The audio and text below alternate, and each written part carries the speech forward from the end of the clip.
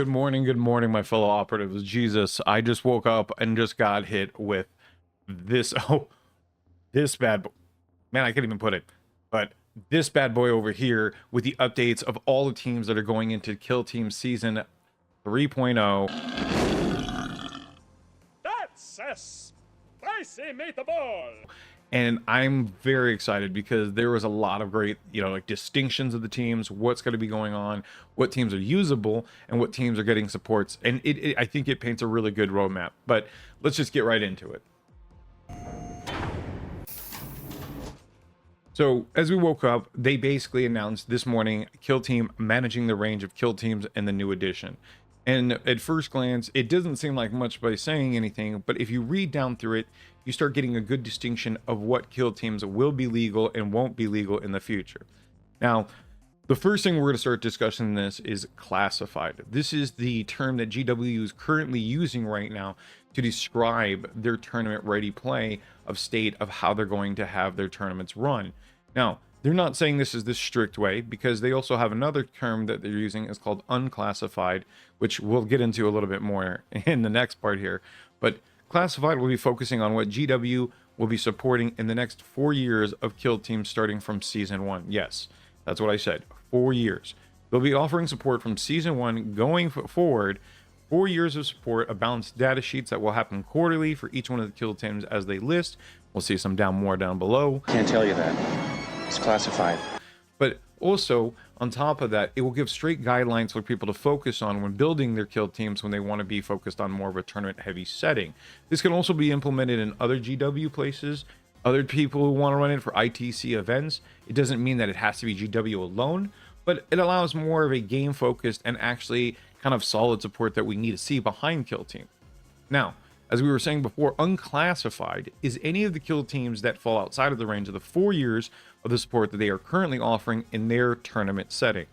Again, this is a different initiative that I like by GW because it doesn't make it so heavy focused on focusing on ITC, but promoting the game.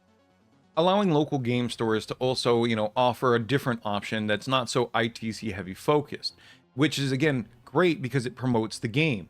Again, I get into that point because promoting the game is a big thing for GW that they haven't done so much in the past, very well executed, which kind of left people in certain communities kind of in the lurch. But their proactive way of doing this now has been something that we as people have been enjoying a lot more, especially seeing it in Kill Team. So unclassified is a great option because the big thing is that as unclassified, you get the 4 years for your support. And then when your team cycles out from the season that they're currently in after a certain amount, again, 4 years, they still get an additional 2 years for you to actually keep playing that kill team. Hell yeah. In unclassified matches, allowing, say a player who had picked up kill team from Octarius but missed out on the 4 year of where they could actually play it and get the updates for tournament play, they can still get a form of updates so they can play in local game store tournament plays themselves. Again, that is a huge deal for people, and especially for GW, because it shows a clear path that Kill Team is going to be sticking around, which puts a huge investment for more players to keep joining and, kind of see these, huge dynamics that we're getting to see in Kill Team and these new updates making the game even better for 3.0. Now, another thing that we want to also look at is we're going to go down to what they distinguish as their classified year 1s and 2s. So right now, as I was just saying before, when they got rid of the compendium teams, I was upset. I literally stated that my partner had wanted to play the team that she'd wanted for Void Dance Troop, and eventually... No, I want one of those! She, I thought they were compendium team, and I was like, man, that just goes out the door. And boom, bro, I'm excited to see, they're right over there, Void Dance Troop. So my partner may get playing this yet. Excellent. But nonetheless, if we go back to it, we see Commandos, Death Corps, Novitiates, Pathfinders, Legionnaires, Corsairs, Blooded, Phobos, Void Dancers, Warp Coven, Wormblade, Hunter Clade, Gellerpox, and Lucian Starstriders all together in the Season 1, Year 1. So from now, moving on, they will get 4 years of support for tournament play, and these will be distinctive teams. Unfortunately, for the people that wanted to play their compendium teams, I'm sorry, guys. But for some of us, we did get some of them. I feel like they met an even ground by allowing, certain teams that were in updates, magazines, stuff like that. I feel that's fair enough. But you kind of saw that it took shape more in this season when you got the Angels of Death, the Imperial Navy Breachers, Farstalker Kinman, Kasserkin, Hero Tech, Exaction Squad, Hand of Archon, Felgor, Ether Consoliders, Chaos Cult, Inquisitorial Agents, Blades of Cain, Scout Squad, Nemesis Claw, Mandrakes, Brood Brothers, Kinkern Jaegers, Tempest Aquilans, 10 years later. and Vespid Stingwings. Sorry if I butchered any of those names. I was saying them fast, so probably start a couple of them. But you understand nonetheless, these teams that we were seeing before, seeing a lack of play, will now be fully in play with new play styles. And that's where I want to really see the updates. You know, because seeing these classified teams will get the 4-year updates that we will know for ITC set events. That I have a strong event, feeling that these events will be doing that for them for officially classified teams that you can play, and the unclassified teams for local game stores and promoting it.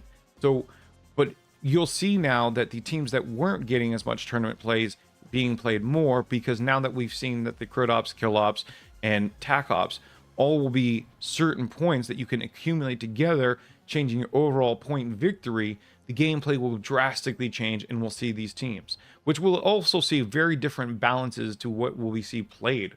And I'm excited. 3.1 is bringing us a very, very big change and drastic changes that we needed. But again, let's kind of just look at this on the devil side. Do you think these updates are great? Are you excited for them? Do you feel that the compendium teams didn't get what they needed and that they could have been refined a little bit more? Or do you feel that who cares? Let's just move on and keep with the progression of where Kill Team is going right now.